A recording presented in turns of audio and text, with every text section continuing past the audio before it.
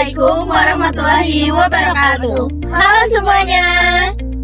Saya Dini Fitriani dengan akhiran NPM 239. Saya Sophia Aulia dengan akhir NPM 226. Saya Zahra Aulia Salama dengan akhir NPM 237. Saya Nurul Awalia dengan akhir NPM 214. Kami dari kelompok 9.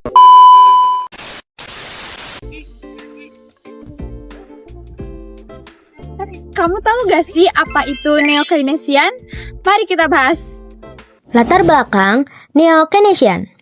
Aliran Neo-Keynesian muncul sebagai penyempurnaan dari gagasan John Maynard Keynes dalam The General Theory 1936.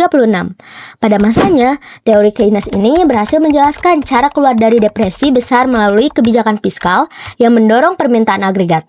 Namun, ketika berbagai negara dilanda stagflasi pada tahun 1960 hingga 1970-an, yang dimana situasi unik ketika inflasi dan pengangguran sama-sama tinggi, teori Keynes klasik ini tidak mampu memberikan jawaban.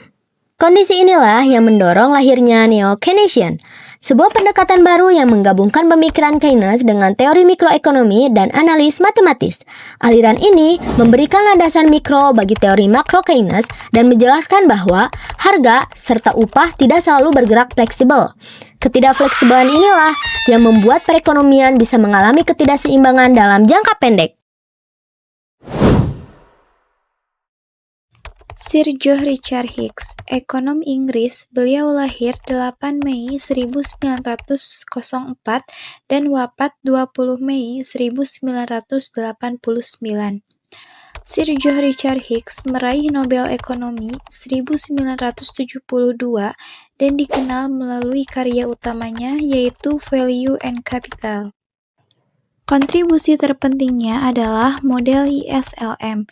Ini adalah sintesis teori yang menghubungkan suku bunga dan pendapatan nasional, menyeimbangkan pasar uang dan barang secara simultan.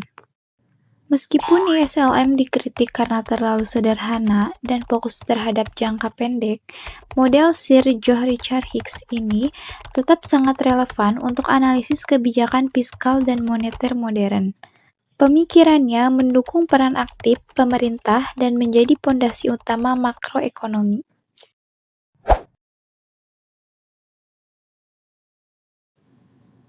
Paul Anthony Samuelson adalah tokoh yang mengubah wajah ilmu ekonomi modern.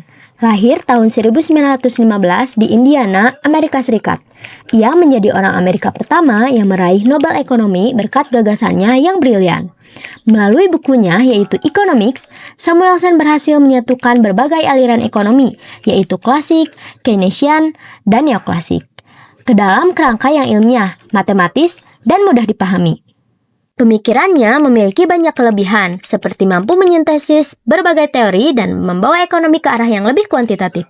Namun beberapa kritik muncul, karena model-modelnya dinilai terlalu teoritis dan kurang menyoroti perilaku psikologis manusia.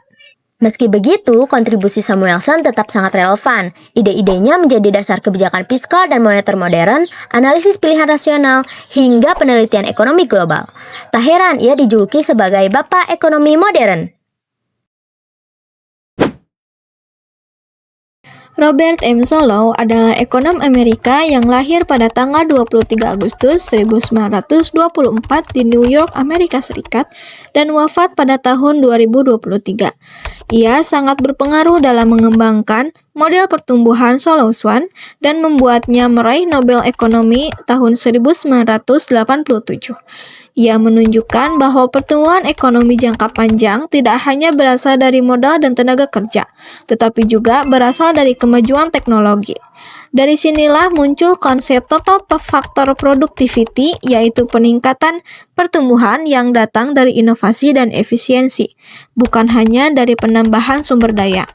Model Solow juga menekankan peran tabungan dan investasi dalam bentuk modal suatu negara, meskipun dianggap sederhana dan mengasumsikan teknologi berasal dari luar model.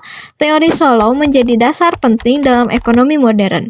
Relevansinya sangat jelas saat ini, ketika teknologi seperti AI dan digitalisasi terbukti meningkatkan produktivitas tanpa harus menambah banyak tenaga kerja atau modal fisik, persis seperti yang dijelaskan oleh Solow. James Tobin ialah ahli ekonomi neo-Keynesian berkebangsaan Amerika Serikat yang lahir di Champaign pada 5 Maret 1918. Ia menjadi peraih hadiah Nobel Ekonomi pada tahun 1981.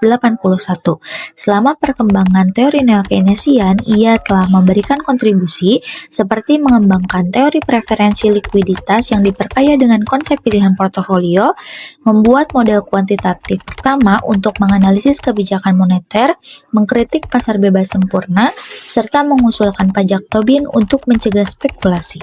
Teorinya memiliki keunggulan karena inovatif dan relevan dengan kebijakan nasional, tetapi di samping itu ia mengabaikan faktor psikologis investor dan teorinya sulit untuk diterapkan di negara berkembang. Saat ini teorinya masih sangat relevan di Indonesia. Bank Indonesia menggunakan konsep portofolio Tobin untuk menyesuaikan suku bunga guna mengendalikan inflasi dan aliran modal, menjelaskan penarikan modal asing selama pandemi, mendukung kerjasama kebijakan moneter fiskal untuk pemulihan UMKM, serta dijadikan landasan OJK dalam kampanye pendidikan keuangan guna mencegah penipuan dan memahami prinsip-prinsip resiko likuiditas aset. Sekian dari kelompok kami. Wassalamualaikum warahmatullahi wabarakatuh. Bye-bye.